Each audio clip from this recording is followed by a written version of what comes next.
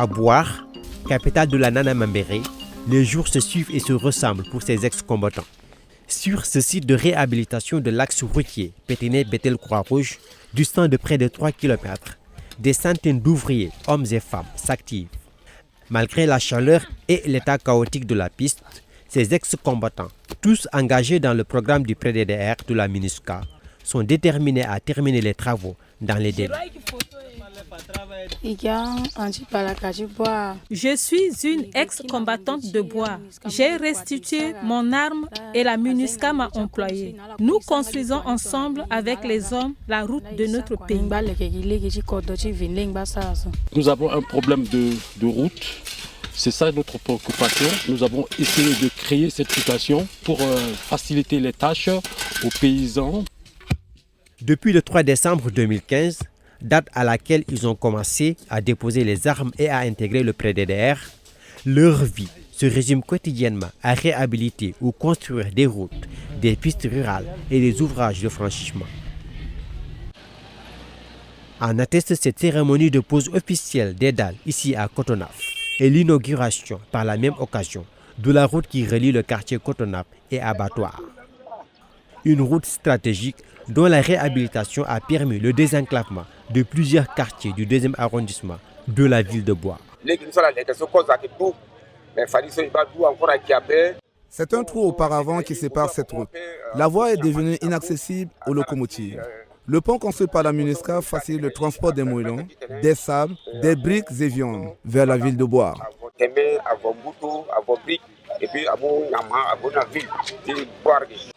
Répartis en groupes, les 407 ex-combattants engagés dans ces activités du Cash for Work, dans le cadre du PDDR, se répartissent les tâches.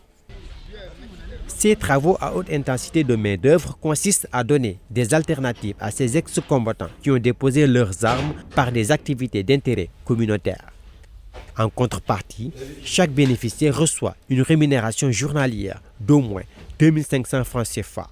Une approche dénommée Cash for Work. Comprenez argent contre travail. Le but était d'amener les jeunes combattants à déposer leurs armes. Non seulement les déposer, mais également adopter un comportement citoyen, un comportement qui leur permettait de pouvoir gagner leur vie autrement qu'avec l'utilisation des armes. À la périphérie du quartier Péténé, un groupe d'ex-combattants s'occupe de l'exploitation des carrières, notamment le moellon. Une ressource minière essentielle dans les travaux publics engagés par la MINUSCA dans la ville de Bois. Rompus à la tâche, ces jeunes, réputés experts dans le concassage des carrières, fournissent la matière nécessaire à la conduite de ces travaux. Pour faire le travail là, il faut découper les fagots. Après les fagots, on met le feu sur le melon. Si c'est déjà déchiré, on casse. Bon, il y a des ouvriers uniquement pour casser les melons, les aides pour couper les fagots. Les autorités locales nous ont sollicité pour la construction de la clôture de leur place de l'indépendance. C'est dans ce cadre-là que nous sommes en train d'extraire les moellons que nous allons utiliser pour la construction de cette clôture. Sous le pont de Gouna se développe une activité d'extraction de sable marin. Comme Sisyphe, ces ex-combattants engagés dans le PDDR répètent à longueur de journée les mêmes gestes. Extraire le sable fin et le déposer sur la berge en attendant son acheminement dans les différents chantiers de construction et de réhabilitation d'édifices publics ou d'infrastructures sociales de base. Je me suis fait désarmer. La MINUSCA m'a employé. Elle me paie 2500. Ce travail consiste à transporter les sables. Nous le faisons jusqu'à 1 mois. Une fois terminé, le camion vient chercher cela pour l'acheminer au lieu des travaux. Sur un autre site, au camp d'Oro précisément, ces ex-combattants tiennent leur unité de fabrique de briques, un savoir-faire qu'ils ont acquis dans le cadre des activités du PDDR. On est 48, on creuse et puis après on fait le bout, on met ça dans le presse à briques, puis on fait sortir les briques, on met ça, on fait sécher ça. Après 2-3 semaines, on arrange une four, on coupe les bois et puis on met le feu. Après, ça devient comme ça. Et par jour, dans mon site, on fait 400 à 500 briques par jour. Ces matériaux ont servi à la réhabilitation du siège de la jeunesse pionnière nationale de bois, une institution publique qui a pour vocation de former des jeunes désœuvrés et déscolarisés en vue de leur insertion dans la vie socio-professionnelle. Grâce à la réhabilitation de ce centre de formation régional par les ex-combattants, l'État centrafricain, en partenariat avec la MINUSCA et le FUNIAP, a réussi à relancer la formation technique et professionnelle dans cette zone. Pour la première promotion, une quinzaine d'ex-combattants y participent. J'ai découvert beaucoup de connaissances dans cette formation. J'apprends à faire le lit, j'apprends aussi à faire le fauteuil jardin, et le divan qu'on appelle canapé et aussi l'autre là, la chaise du bureau. Et à l'heure actuelle, nous formons 20 jeunes dans 5 filières différentes. Nous avons la filière mécanique, nous avons la filière maçonnerie, menuiserie, mécanique moto et l'agro-pastoralisme. C'est une formation pilote qui va durer 3 mois. Il nous reste 1 mois pour finir la première promotion. Grâce au financement du FUNIAP, nous allons les regrouper en groupement. Par exemple, les filles qui ont opté par exemple pour la couture, nous allons leur donner des kits d'insertion en couture, qu'elles vont peut-être avoir un atelier sur place pour leur auto-prise en charge. Le programme PDDR, c'est également des activités de sensibilisation. Ici, la causerie porte sur la cohésion sociale et le vivre ensemble.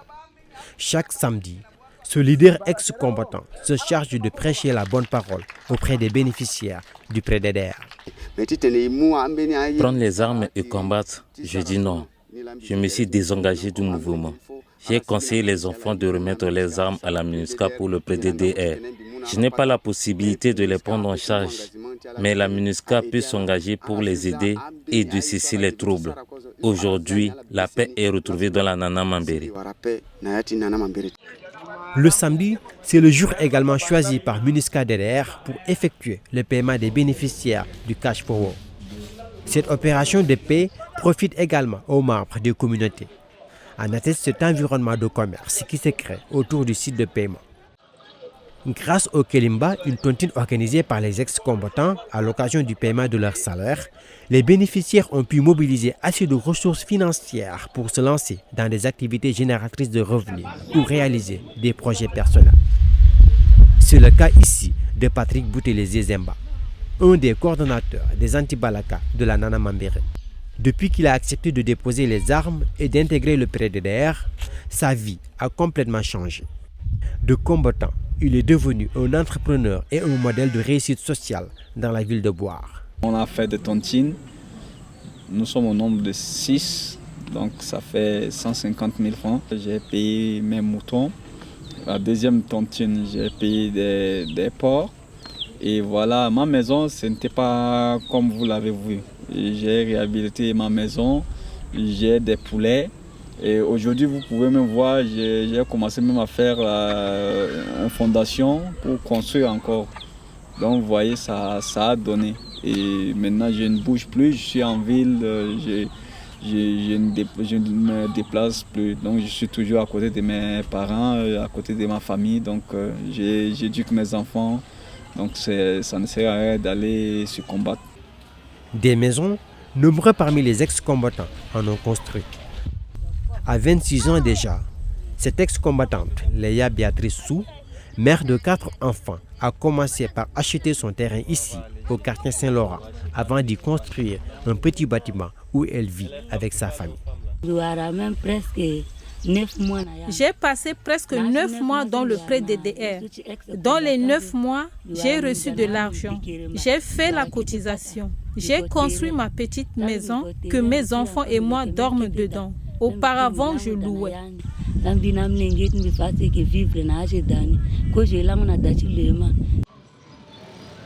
Les retombées bénéfiques du Cash for Work à travers le PDDR sont nombreuses et diverses. Certains ont réussi à construire leur maison, d'autres par contre se sont lancés dans des activités génératrices de revenus telles que l'agriculture, l'élevage, l'aviculture, la pêche et le commerce. Grâce à PDDR, j'ai trouvé quelque chose dans ma vie.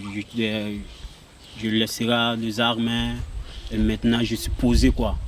Donc je ne fais pas le brutal. Tout ce que je cherche dans ma vie pour avancer. L'impact de ces activités se mesure par le retour progressif de la paix et de la sécurité dans les zones concernées, par la réduction des violences commises par les combattants au sein des communautés et un engagement progressif à soutenir le processus de paix et à consolider la cohésion sociale et la réconciliation nationale.